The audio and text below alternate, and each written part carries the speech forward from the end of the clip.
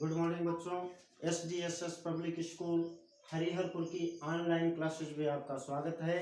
आज हम कक्षा 10 विषय गणित के त्रिकोणमिति का परिचय नामक चैप्टर के विषय में जानेंगे।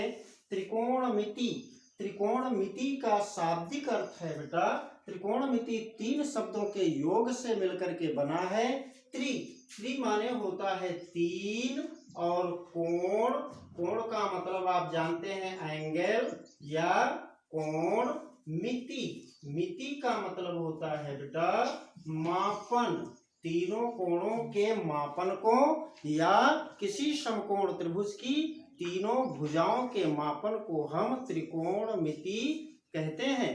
महान गणितज्ञ आर्यभट्ट जी ने समकोण त्रिभुज की तीनों भुजाओं से 6 अनुपात बताए हैं जो आपके कोर्स में है। जैसे उन्होंने पहला बताया साइन, साइन जिसको उन्होंने पहले कहा ज्या, ये नाम कुछ अटपटा लगा।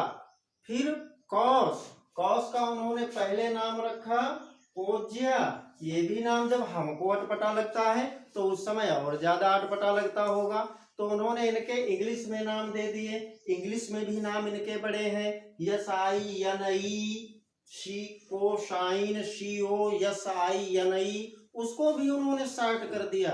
जैसे पहले नाम रख दिया शाइन, पहले नाम रख दिया साइन। अच्छा, फिर हम ध्यान देंगे बेटा, किसी समकोण त्रिभुज ABC में, किसी समकोण त्रिभुज ABC में, समकोण त्रिभुज का मतलब ये हुआ कि ऐसा त्रिभुज जिसका एक कोण 90 अंश हो और शेष दोनों कोण न्यून कोण हो, मतलब शेष दोनों कोणों को यदि हम जोड़ें तो उनका योग 90 अंश होगा। अब इन दोनों कोणों में किसी एक कोण को हमें मुखिया मान लेना होगा। क्यों? जैसे किसी परिवार में सदस्य तो कई होते हैं लेकिन सारे मुखिया तो हो नहीं सकते, उनमें से एक मुखिया हमको मानना पड़ेगा। जैसे 2 हमारे न्यून कोण हैं, इनमें से मैंने कोण C को मुखिया मान लिया और इसका नाम दे दिया थीटा। तो थीटा के सामने वाली भुजा को हम लंब कहेंगे, 90 अंश के ठीक सामने वाली भुजा को हम कर्ण कहते हैं, और बची हुई तीसरी भुजा थीटा और 90 अंश के बीच की भुजा आसन्न भुजा या जिसको हम आधार के नाम से जानते हैं। इन तीनों भुजाओं का आपस में संबंध है, इनसे 6 अनुपात बनते हैं। जैसे पहला अनुपात हमारा हो गया जिसको उन्होंने बताया ज्या, मैंने आपको पहले बता रखा है। जैसे साइन, साइन के आगे हम थीटा लगा दें तो हमारा पहला क्या बनेगा लंब, और इसके बटे में हम क्या कर दें कर्ण, लंब बटा कर्ण। इस भुजा के बटे में ये, फिर दूसरी भुजा आधार बटा कर्ण, आधार बटा कर्ण, जिसका नाम उन्होंने दे दिया कॉस थीटा।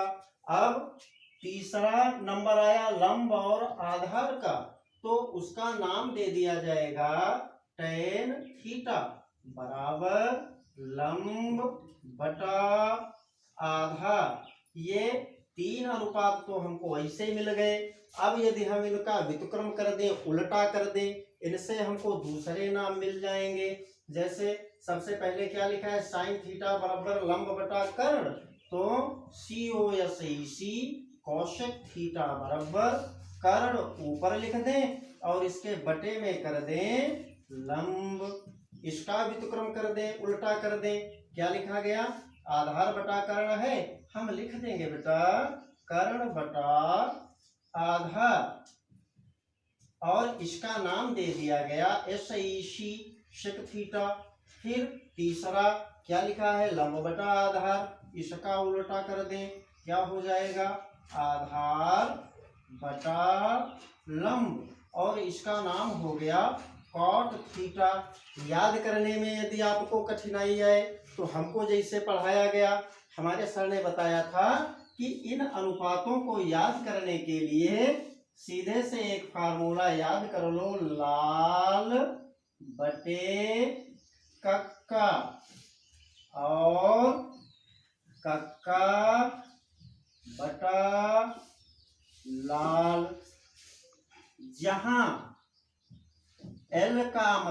हो गया लंब, ए का मतलब हो गया आधार और के का मतलब हो गया कर्ण। इनसे भी हमको 6 अनुपात मिल जाएंगे। जैसे एल बटा के मतलब लंब बटा कर्ण, जिसका मतलब इससे क्या निकलेगा साइन थीटा। दूसरा क्या है ए बटे के आधार बटा कर्ण, इससे क्या निकलेगा कॉस थीटा। तीसरा एल बटा ए मतलब लंब बटा आधार, यहां से क्या निकल आएगा tan थीटा। तीसरा अब दूसरे पे आ जाओ, के बटा एल मतलब कर्ण बटा लंब से क्या निकलेगा COS EC कौशिक थीटा। फिर कर्ण बटा आधार, यहां से क्या निकल आएगा सेक थीटा। लास्ट वाला क्या बचा आधार बटा लंब, यहां से क्या निकल आएगा कॉट थीटा। आप इस प्रकार से भी इसको याद कर सकते हैं। अब sine cos tan cot sec और कौशिक का आपस में संबंध क्या है।